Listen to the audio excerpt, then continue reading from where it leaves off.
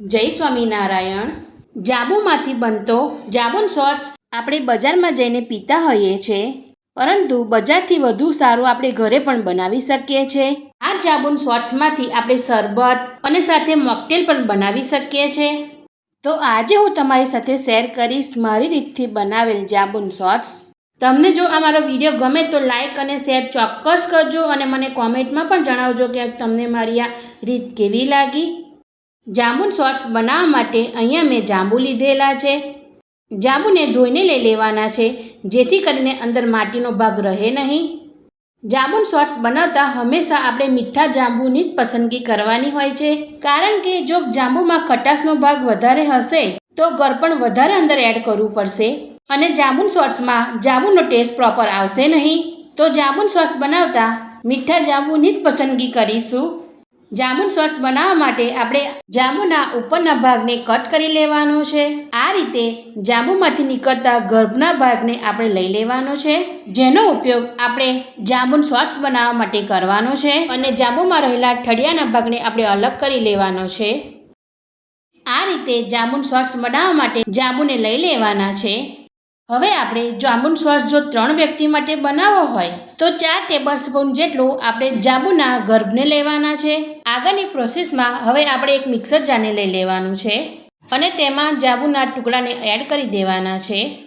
ત્યારબાદ ફુદીનો અંદર એડ કરવાનો છે।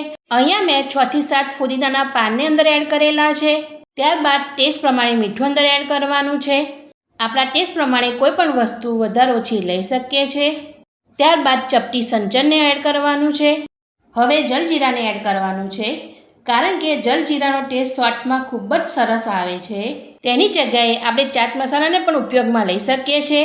ત્યારબાદ અંદર ગળપણ એડ કરવાનું છે। અહીંયા હું ગળપણમાં ખડી સાકર એડ કરું છું। આપણે તેમાં મધ પણ એડ કરી શકીએ છીએ, અથવા તો આપણે ખાંડ અથવા ગોળનો પણ ઉપયોગ કરી શકીએ છીએ। આપણા ટેસ્ટ પ્રમાણે ગળપણ અંદર એડ કરવાનું છે। ત્યારબાદ આઈસ ક્યુબના 2 પીસને અંદર એડ કરવાના છે, અથવા તો આપણે ઠંડુ પાણી પણ અંદર એડ કરી શકીએ છીએ। આગળની પ્રોસેસમાં હવે આપણે મિક્સર જારના ઢાંકણને બંધ કરી લઈશું અને જાંબુન શોર્ટ્સ બનાવવા માટે બધું ક્રશ કરી લેવાનું છે।